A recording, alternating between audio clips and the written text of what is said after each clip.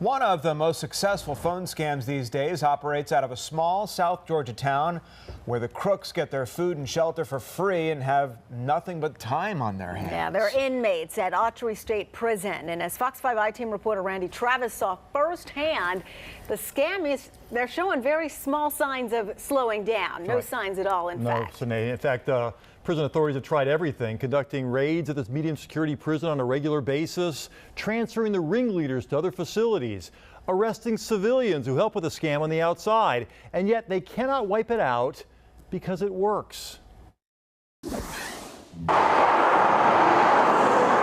Mitchell County flashed bright blue on this night. Let's go. Nearly 200 tax squad members eager to make a statement. We rock this place! Right. They're still in charge. Usually these raids have happened in the morning, like around 7 a.m. They decided to do this one at night to maintain the element of surprise.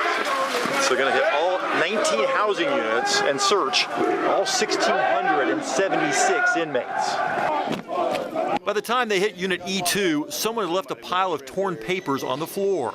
Turns out it's the very reason investigators have come to Autry. So this is the script that they use to scam people? Yes, and when they saw us coming in, what they did was try to shred it on us. But you can even see what they talk about. They'll be having a warrant issued for them today. A warrant for your arrest unless you pay up now, because you either miss jury duty or owe back taxes. Investigators say inmates at Autry have been making those fake calls for years. Martin Doss got one. Did you really think you were going to go to jail if you didn't send the money? I was half convinced. The Macon contractor says he thought about hanging up, but a part of him worried he might have overlooked a notice from the government. And the whole time, you're wrestling in your mind, this has to be a scam. But I'm so, like I said, it's so convincing. This screw comes off this toilet really easily. But the Autry scam will not work without one of these. How many you got? Just one. Just one, 2 charges. It was behind the toilet. Underneath. Cell phones. On this night, tactical units confiscated 28 cell phones. I even spotted one on the day room floor when authorities surprised inmates in the E1 dorm. Because what you can do with a smartphone is access the internet. And the next thing you do is using the internet, research the area of the victims you intend to target. Remember that shredded script authorities found? They carefully pieced it back together. It's like a giant puzzle. Pretty much.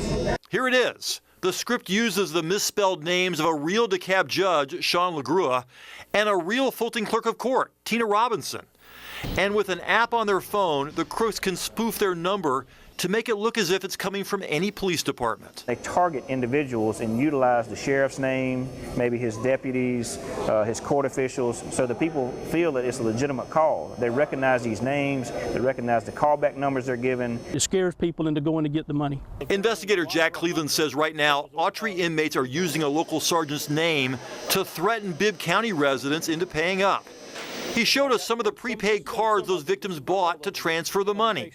At least $17,000 worth so far. This really ticks me off that these criminals are in prison, not just in jail, but in prison serving lengthy sentences and still committing crimes and making serious money.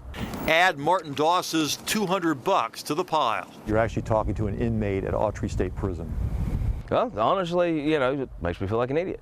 Why Autry? That's one we haven't figured out yet. That information is traveling from one inmate to the other, and they're training each other how to do this. So this could be a list of all their victims right here. It could be, yes, sir. 109. Check up. On a rare nighttime raid that produced at least 50 homemade weapons, the most useful evidence could wind up being some torn scraps of paper dumped in the trash, hoping no one would notice a roadmap to easy money. They sit in these cells 24 hours a day and come up with a new scheme to run every day. Well, once the inmates land a victim, they'll pass around that person's phone number to be used for other scams. And, Martin Doss, the gentleman we interviewed in our story there, the contractor, he says that after he gave him $200, he said his phone continued to ring for months. In fact, it just stopped ringing a month or so ago, and he gave the money in 2014. Unbelievable. But this scam can't work, it seems, without these smuggled cell phones. Right. They can't use the payphones to pull the scam off. Yeah, it has to be a smuggled cell phone. And we've done many stories about how these cell phones get into prisons. Most of the time the guards smuggle them in and get paid as much as $1,000 for these phones. The feds have tried to crack down. They've arrested so many guards, so many other inmates and friends who've also smuggled in the phones, and they continue to show up. In fact, at Autry, just last month, they found a bunch of phones. 3 weeks later, we were there with them. They found 28 more phones. So it just keeps proliferating over and over, and probably all across the country, right? Because everybody's making money in this, Tom. The guards, the inmates, they're all part of it. Unfortunately, a very small percentage, luckily, of the guards are, but there's enough money to go around to keep it flowing. Bad deal. All right. Thank you so much, Randy. Thanks. Okay. Appreciate it.